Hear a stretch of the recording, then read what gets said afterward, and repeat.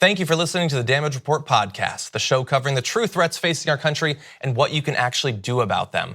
You can support this free podcast by leaving us a review and giving us a 5-star rating on Apple Podcasts or wherever you happen to be listening to it.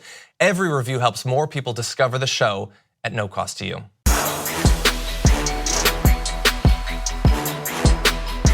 Welcome back, everyone, to another episode of the Damage Report. I am John Idarola, joined in studio today by Francesca. Hi. Fiorentini, back in studio. Great to have you here. Thanks for having me. It's been a little bit. We've had a midterm election. I don't know if you knew. I'm wearing a soft powder blue to represent the kind of wave it was. Maybe not a deep blue, just a soft powder blue. I think you should have like some fringes that are deep blue. Oh, there right. are a couple individuals. Right. We wear fringe when we talk about Alex Jones. Exactly, which we were a minute ago. But we won't on the show, so don't worry about that. Today is gonna be a very packed show because we have both a lot of news to get to. We're gonna be talking about the opening weeks of the next session of Congress, what is actually on the Dem agenda. We'll be breaking that down.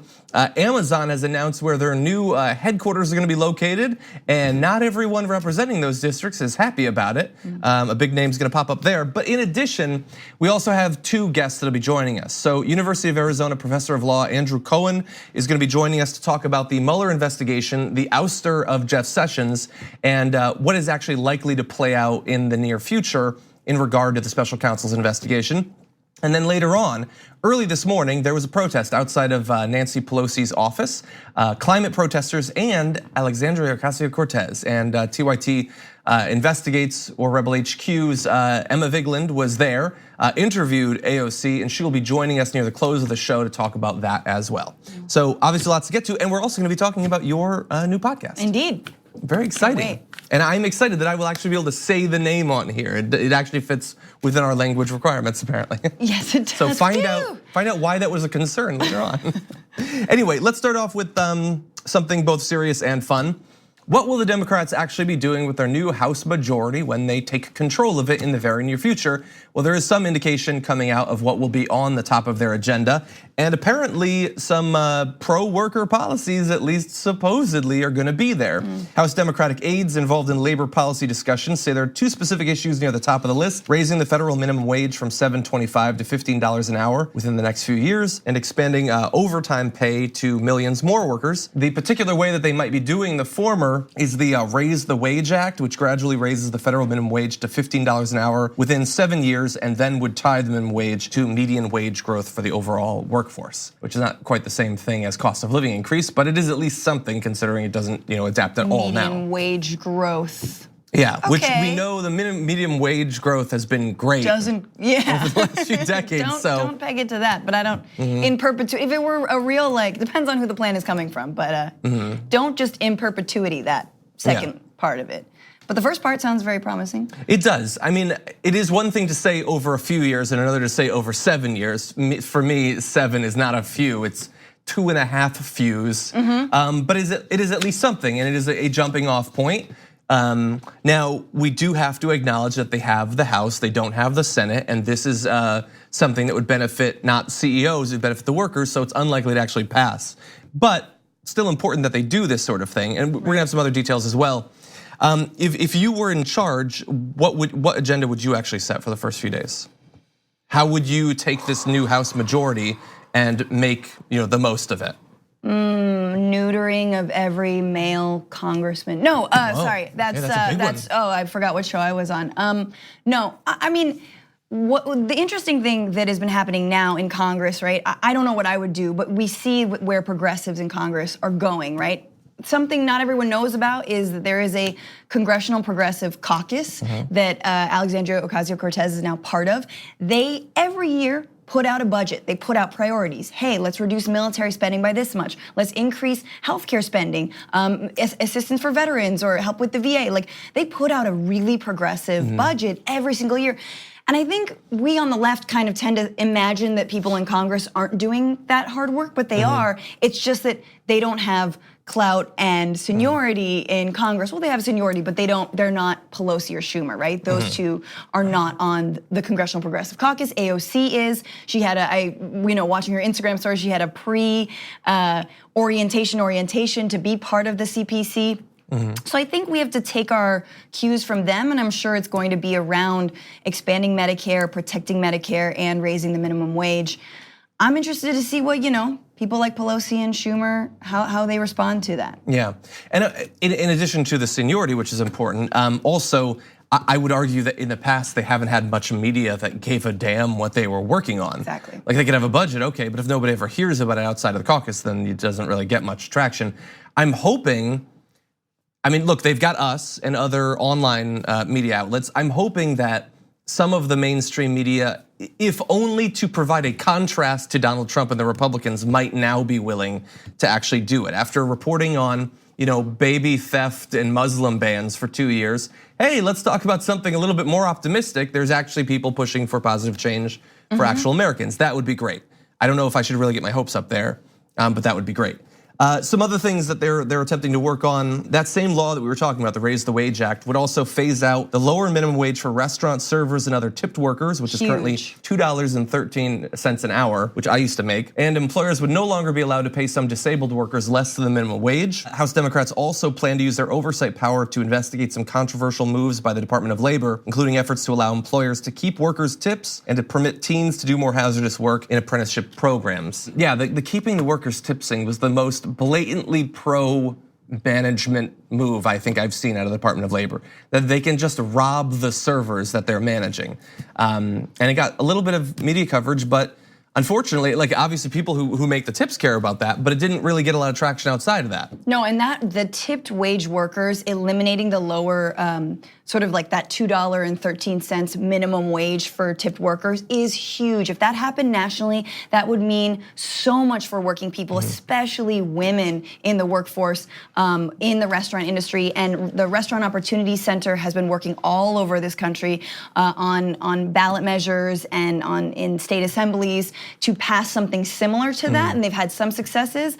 But if they did it nationally, that would mean a lot. And this is the whole thing. I think we forget it. For those people who never worked in the restaurant industry, for example, California and New York, the minimum wage for a restaurant worker is the same minimum wage as anything else, right? But people still tip 15, 20%. But you go to a place like, I don't know, Iowa, or I'm just gonna name a random state, which I imagine doesn't have that. We don't know for sure. We don't know for sure, fact check. But $2.13 an hour is pitiful. And then of course, if you allow, or if it's easy for your employer to keep your tips for you, it's ripe for sexual abuse, assault, and harassment, exactly. Yeah, and understand, as someone who worked for tips for a number of years, that $2.13 an hour becomes zero because you just pay your taxes on, effectively all the taxes on your tips just get deducted out of that, which means at the end of the week, you literally get no paycheck whatsoever, or $3 or something like that. So this would be a good change as well. So I did ask my followers on Twitter what they would want to be the first bill put forward by House Democrats now that they have the majority. And I was surprised both by some of the things that were suggested, but also the diversity of different things. There were a lot of concerns. Some things popped up most often.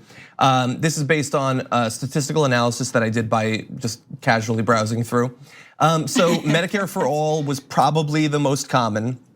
$15 an hour minimum wage was right up there similarly. I would say drastic action on climate change, like the Green New Deal, was actually, thankfully, and that might be just because they're my followers that they care so much about that. I hope that Americans generally do. But what was interesting is there was also a lot of talk of protecting the Mueller investigation, investigating Donald Trump. That wasn't in the top 5 necessarily, but it was commonly coming up. It's something that I think gets derided quite a bit, but at least on political Twitter, which I constantly point out is representative of nothing but political Twitter, that is a thing that people are thinking about. No, I think listen, I think it's about offense and defense. And I think you have to have some offense, you have to have a positive vision, hence, reforms around climate change. I would also wanna see gun reform in there. I think this week has been heinous in terms of, you look at Thousand Oaks suffering, a murderer who killed 12 people. Then that evening of the vigil, people are evacuating from climate change induced or bolstered climate change, forest fire, excuse me. So But then the defense, you got to actually hold the president accountable. And now that the House and Democrats are in a position to do so, I want to see it. Yeah, and we have to remember, of course, the Tree of Life synagogue shooting, which, so we only can hold one shooting really in our head. Like, I'm gonna forget the one that came before that. But that was like 8 days ago. Yep. Like, it was not a long time ago. And in terms of, I'm glad that you said offense, defense. There are some people who say, I don't think you should talk about X topic because that will not sway voters in the next election. That is not the only reason you pursue something, whether publicly or behind closed doors. There's a lot of things that we gotta get done, and it is not gonna be determined just by what some people in a diner in Iowa think is the most important topic. I think we have to stop thinking in this, like, what's gonna isolate people, what's a losing issue, and sort of like only relying on polls and I think it's a package. It's a complete vision. And what is the Democrats and what is a progressive vision that encompasses all of these things? Yeah, exactly. You can do both. You don't have to, like for instance, we're going from our first block is the fight for increased minimum. We need to talk about a relatively new show called the Republic, or UNFTR. As a Young Turks fan, you already know that the government, the media, and corporations are constantly peddling lies that serve the interests of the rich and powerful. But now there's a podcast dedicated to unraveling those lies, debunking the conventional wisdom. In each episode of the Republic, or UNFTR, the host delves into a different historical episode or topic that's generally misunderstood or purposely obfuscated by the so-called powers that be, featuring in-depth research, razor-sharp commentary, and just the right amount of vulgarity. The UNFTR podcast takes a sledgehammer to what you thought you knew about some of the nation's most sacred historical cows. But don't just take my word for it. The New York Times described UNFTR as consistently compelling and educational, aiming to challenge conventional wisdom and upend the historical narratives that were taught in school. For as the great philosopher Yoda once put it, you must unlearn what you have learned.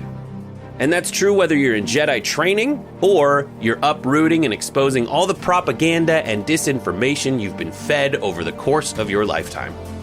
So search for UNFTR in your podcast app today and get ready to get informed, angered, and entertained all at the same time.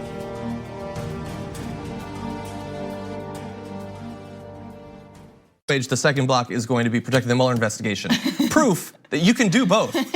Anyway, with that said, we're gonna take a short break, and when we come back, we have a professor of law who's gonna be joining us. Recently wrote an article about how important public reaction to the firing of Jeff Sessions will be for the future of the special counsel's investigation after this. So Jeff Sessions was pushed out about a week ago, and hey, it's been a week and the Mueller investigation hasn't been shut down. That is amazing. But will it in the near future? Joining us now to break down what might happen, Andrew Coan, professor of law at the University of Arizona. Andrew, welcome to the show. Pleasure to be here. Very glad to have you here. So I read your article about sort of executive power and the influence of public opinion, reaction to the exertion of executive power. For those who haven't seen it, can you explain sort of your thesis as how it relates to Jeff Sessions' ouster? So I've written a book about the history of special prosecutors, and I think the most important lesson that history teaches us in this area is that special prosecutors are incapable of saving us from ourselves.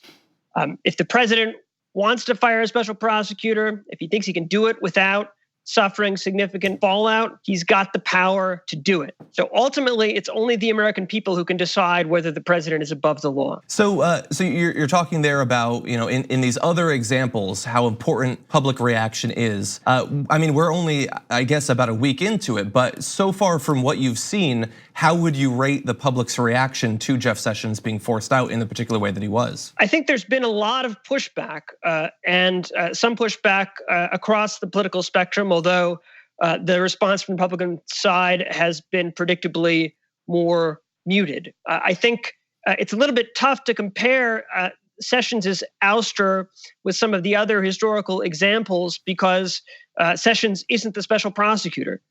And Trump may be proceeding in a tactically savvy way here. At least one possibility is that he's going to proceed step by step, and that's going to make it more difficult for the public to identify any one episode or any one event as the crucial one.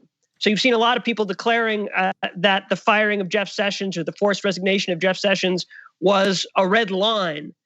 But I think it's a little bit hard for people to get excited when Robert Mueller still has a job and the new acting attorney general has not taken any obvious public steps to shut down or interfere with the investigation. So I think one of the major challenges for the public going forward is going to be to just keep a really close eye on events and to remain vigilant in the face of subsequent developments. So in terms of that red line, one individual who had appeared to set a red line for the ousting of Jeff Sessions was Lindsey Graham, who said there would be holy hell to pay if he got fired.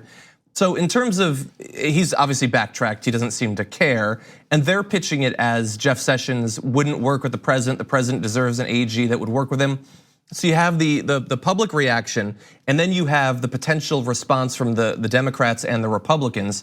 The Republicans seem to not care. Now that the Democrats have taken control of the House, how significant do you think that will be with the future of the Mueller investigation? Well, I think the midterm elections have the potential to be very significant. At this point, the Mueller investigation has reached a very advanced stage. I think the reason it has reached such an advanced stage is that Trump has been afraid of the political backlash, at least up until the midterms, that he would have triggered by firing or significantly interfering with Mueller's investigation.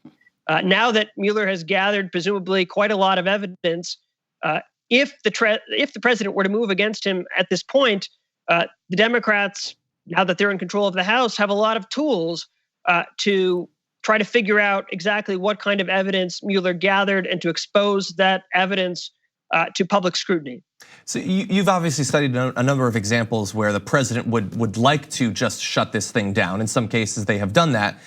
Do you believe that the route that Donald Trump will take to avoid that sort of public reaction you've been talking about is that he puts in someone like Whitaker, who's a loyalist and has been, I would say publicly dismissive of this investigation and the basis for it from the beginning. Do you think that it's more likely that they will cut funding, deny requests, keep the final report hidden? Should we expect that sort of strategy? Well, that's certainly one possibility. I think it's very difficult to make predictions about any investigation of this sort. There are so many variables at play.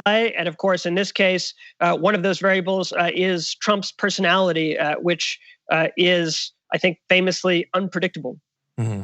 So it's interesting that you mentioned that we're in this advanced stage in the Mueller report. And I've read at least one report from seemingly inside saying that they're typing up their findings, but we also find out or hear rumors day by day of more indictments potentially coming out. That Corsi, it came out yesterday, is expecting to be indicted. There are reports saying that Don Jr. thinks that he will be indicted as well. Do we think that if those were to happen, does that signal that we might not be as far along in this process as we think that we are? I think it's very difficult to answer that question because Robert Mueller has played his cards so close to the vest. In contrast to many previous investigations, most notably Ken Starr's special counsel investigation of Bill Clinton, there have been virtually no leaks from inside the Mueller investigation, from Mueller's own team. We've learned a fair number of things over the course of the past year and change, but mostly from people who have had occasion to interact with Mueller or his fellow special prosecutors.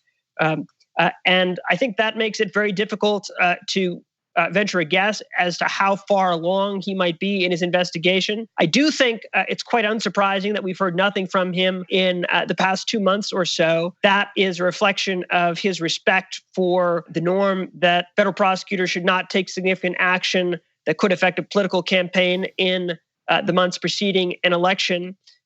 But he may well have been working hard during that time. I think there's every reason to believe that he and his team have been working hard in that time.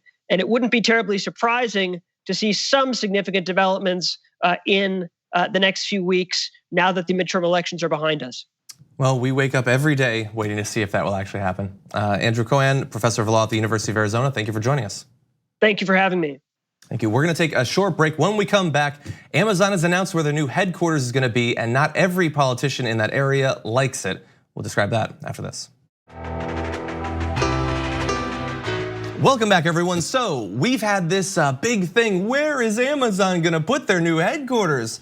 And cities all over the country are bidding with each other to throw more taxpayer money at Amazon to get them to relocate, supposedly for the jobs that they'll provide.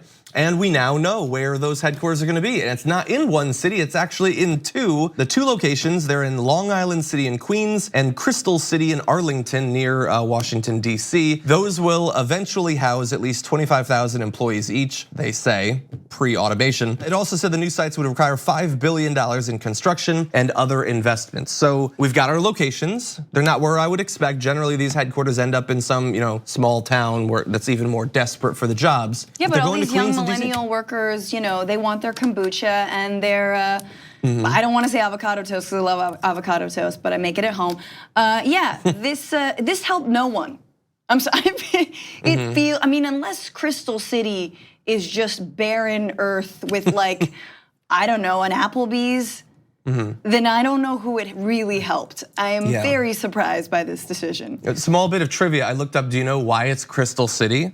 Why? Because the first big building there had a crystal chandelier, and they're very proud of it. And so all of the buildings after that for a period were named Crystal Blank. They just really like that chandelier. So Crystal Amazon. Crystal Amazon. So I agree. The idea is you have all these millennial workers who want to drink their kombucha and then pee into the bottle on their breaks because they can't actually go to the bathroom because it's Amazon. So there are some huge issues. It's one thing to say they're gonna get 25,000 jobs, but when you actually look at the sorts of jobs, how much it's gonna cost the city, the opportunity cost of giving them all of that money, the gentrification that will result when you bring in all of the execs and everything. I mean, you were talking about so much else, or you could be. They're not actually talking about that. They're just saying, hey, we won, we got Amazon. And now we're gonna give them piles of money. Do you wanna know how much money Amazon is gonna get from this? Just from New York City. So Amazon will qualify for the city's Relocation and Employment Assistance Program, which offers employers a $3,000 credit per employee per year for 12 years if they move their business into the outer boroughs and certain parts of Upper Manhattan. Wow. With Amazon's projected workforce of $25,000, that's $900 million. From that one thing, Amazon put out a statement saying they expect to be given $1.525 billion. Amazon in tax credits. In tax credits. I don't know if you know this. Amazon is the richest company that humanity has ever produced. And we are competing to shovel them cash. It is the Earth's biggest store. Yes, and look, we sell you. I like Earth. Amazon. They're gonna sell us to Martians in the future. Exactly.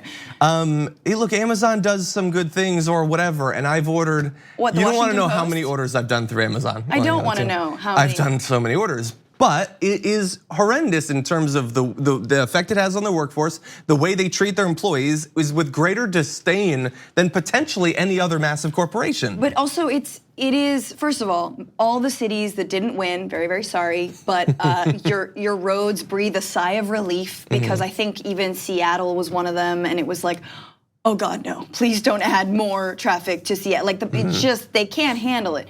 But neither can these places. You're right in terms of gentrification, and these places are already incredibly populated. Long Island City, which is kind of one of the, in terms of proximity to Manhattan and like working class or like, still working class neighborhoods, Long Island City is one of those.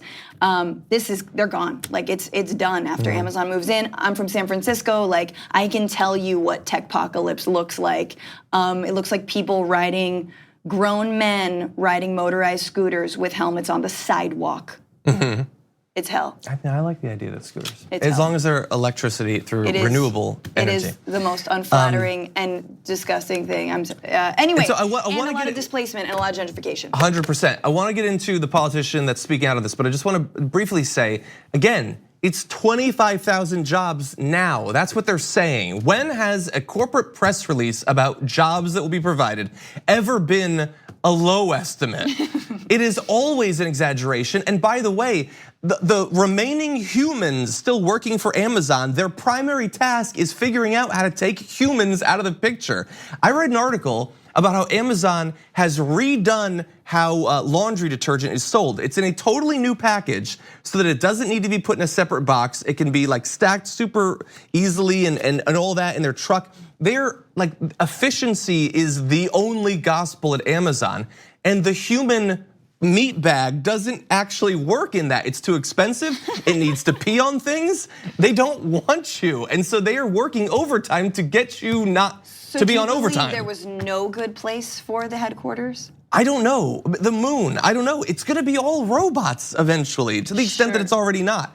Look, obviously they have to have a headquarters somewhere, and there are some people who will get jobs out of this. That is a good thing for them, but I don't know that this is the way to do it. They're paying something like $30,000 per employee. In a lot of these cases, when you look at the numbers, I don't know why the state doesn't just have those people on their payroll themselves. Right. Why funnel it through the corporation, which makes a profit, and then gives them the job? In any event, I do want to give credit to— that's how much the tax breaks down to, is like it's so much money that they yeah. could just have a workforce. Yeah. Put them to work. I hear the subway needs some help. So, okay, let's talk about one of the politicians in the area in Queens who's gonna be affected by this. Alexandria Ocasio-Cortez, you've never heard of her, but she's in that area. And she said that she was talking with residents of Queens, current residents, they'll be pushed out soon. But she said that they have a lot of concerns. And I wanna read a couple of her tweets about this. Amazon is a $1 billion company. The idea that it will receive hundreds of millions of dollars in tax breaks at a time when our subway is crumbling and our communities need more investment, not less, is extremely concerning to residents here. Displacement is not community development. Investing in luxury condos is not the same thing as investing in people and families. Shuffling working class people out of a community does not improve their quality of life. We need to focus on good healthcare, living wages, affordable rent. Corporations that offer none of those things should be met with skepticism. It's possible to establish economic partnerships with real opportunities for working families instead of a race to the bottom competition, this is the epitome of a race to the bottom conducted in every community across America. And understand that we're focusing on her not just because I like her and admire her as a politician, but because she stands out from other politicians in this exact case in the affected area. Yeah. Because both Cuomo and de Blasio, they're ecstatic about this, and their public statements have been that this is amazing.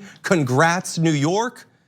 Don't focus on all the bad stuff that's gonna come from this. Just give us credit for bringing in jobs hypothetically. Goodbye, New York. I mean, it really is sad, and I think we're gonna see a showdown, with people like AOC and community organizations all around the 5 boroughs, and versus this, this moneyed techpocalypse. I think that's how I called it.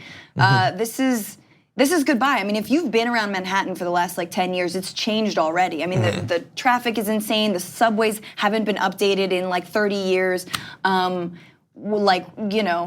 There's still no air down there.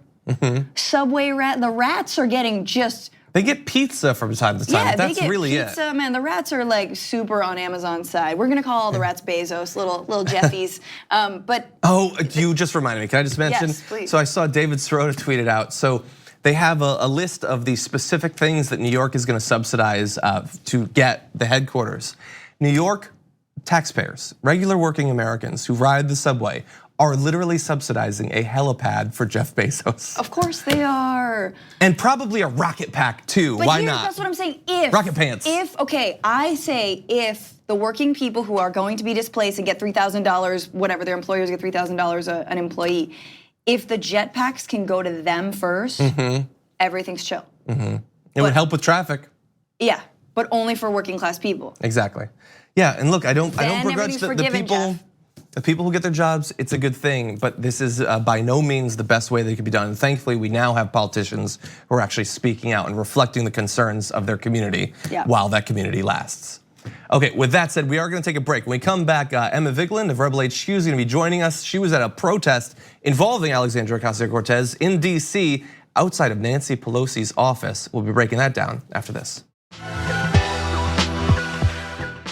The halls of Washington, D.C. got a little bit exciting this morning, and thankfully we're now joined by Emma Vigeland to explain exactly what happened. Emma, welcome to the show. Thanks for having me, John. Always glad to have you here, especially when you're involved in breaking news like this. So a protest erupted outside Nancy Pelosi's office. What was it about? It was about climate change action. I got word last night that I had to head down to D.C. stat. So this was going to be a really big deal. And Alexandria Ocasio-Cortez was going to be involved. Rashida Tlaib also getting less press about this, but I saw her do a really emotional speech about the impact of environmental racism on her home state of Michigan. She's obviously a U.S. representative-elect, just like Alexandria Ocasio-Cortez. So protesters had a sit-in at Nancy Pelosi's office, and it begun with them handing Pelosi's secretary letters one by one demanding climate action and saying why climate change was going to affect them, who they were fighting for by protesting. And it ended with arrests of multiple people where a lot of them were, taken away in zip ties, the pretty standard way that Capitol Police get rid of protesters. So I saw your live interview with Alexandria Ocasio-Cortez, right? We're seeing some of the B-roll right there. I'm assuming that she was not arrested, but did Nancy Pelosi actually come out while you were there, or was it just hands off, send in the police to cart people out? No, Nancy Pelosi did not come out. I'm not even sure if she was there. If she was, I would have bum rushed the other reporters to get an interview with her because I just have so many questions and opinions. But no, she was not there. It was just her staff and many protesters. I was shocked at how many there were and how effectively they kept it under wraps. We were really the first media to know about it, I believe. And then as word got out that AOC was going to show up, a CNN reporter showed up. I saw Brianna Greyjoy, a fantastic reporter from The Intercept there. So the word got out that it was a big deal. And I'm really lucky that I was able to get there and able to speak to my old buddy, Alexandria. Yeah. So I assume I'm not a Michael Shore level political historian, but I'm assuming that Congresswomen-elect don't generally protest the potential speaker's office as the first time they visit that office. Did there seem, when you talked to her, was there any fear of repercussions or strike back or anything like that? Yeah, by the way, that was my reaction too, John. I was like, oh, they're gonna be sitting down together, right? When I first heard about this, Pelosi and Alexandria, and they're gonna have a nice discussion with the protesters. No, Alexandria or Alex was, a part of the protest in a sense. Most of the protesting happened. She showed up, kind of gave a pep talk, a nice speech to the protesters, and then she spoke to media and left. So it's not like she was there to get arrested. But yeah, I think she is being as confrontational to the establishment as we can reasonably expect of a representative. She still has to work with Nancy Pelosi at the end of the day. Mm-hmm. I'm seeing on Twitter oh, she's getting too cozy with the establishment. Now she's praising Pelosi in some ways. Are you going to treat your coworkers with blatant disrespect and still expect to get anything done? She is being as confrontational and aggressive towards the established order that she can feasibly be as a representative-elect from New York. Hey, Emma, it's Francesca here. I just had a question. Yeah, so can you tell us more about the Sunrise Movement, and also what are they specifically demanding of Nancy Pelosi? So Sunrise, which I kept accidentally calling Sunshine because I had 4 hours of sleep, they, are a large environmental group. I recently, or not completely recently, but I covered an action of theirs with which Cynthia Nixon took a part in up in Albany. And that was, them calling on a Democrat again, Andrew Cuomo, to be more aggressive on climate change, where he has been, going back on his promises on fracking, et cetera. But their main goal was to be 100%, for the United States to be 100% renewable by 2030, and they were demanding that of Nancy Pelosi. This is based on the United Nations report that said we have very little time to curb the effects of climate change, and there could be cataclysmic consequences. Alexandria Ocasio-Cortez's platform, when she was running for Congress, wanted 100% renewable by 2035. So this is even further to the left of Alexandria. In hindsight, I should have asked her if she would update her platform based on the UN report, but yeah, that's really what they were asking, 100% renewable by 2030, and also a Green New Deal, which is investment in the economy so that we can jumpstart clean energy jobs, and the United States can be at the forefront of renewable energy, because right now we're lagging significantly and it's hurting our economy. Yeah, I saw that Sunrise throughout that protest is focusing on the benefits of doing this, and it's not just a cost on the economy, but it's an opportunity as well. I wanted to ask you about Pelosi, because I saw that after the protest, she put out a statement. Sam Stein on Twitter she said, "I have recommended to my House Democratic colleagues that we reinstate the Select Committee to address the climate crisis." So she had previously done something like this a decade ago. She's very proud of her record on climate change. She had previously had that vote on the I believe tax.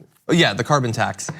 So look, if she thinks that a decade ago she was pretty to the left on this issue, and now the stakes are even higher. I mean, I don't know if you know, Emma, but we're burning right now. Our entire studio is on fire, effectively. How much can we expect out of Nancy Pelosi now with a more progressive House majority, and the stakes obviously being higher? It's so hard to know what to expect from her, except not to expect much, to be honest with you. I think that a lot of her job is political calculation. How is this going to look? How can I keep the caucus together, et cetera? But what I want from a Speaker of the House, and what I can't speak for you guys, but what I think you want, is someone who's going to lead on these issues, not just be afraid that the blue dog Democrats aren't going to get on board with you. The Democrats, when I look on the DNC website, just say, we want to continue the progress Obama made on climate change, but there's no concrete actual goals for what they want to do. There needs to be a timeline. We need to act now. And that's what the Speaker of the House should be doing if she fully grasped the severity of the issue and wasn't just more concerned about some sort of political gain. Yeah. And she's been in Washington for a while. That's a lot of the time, that's what they care about. Yeah, I want to talk, I know this is a little bit outside of the sort of topic of the conversation, but the confrontation, to the extent that it was one, between AOC and Nancy Pelosi today exists in the context of a potential battle over who will actually be the speaker.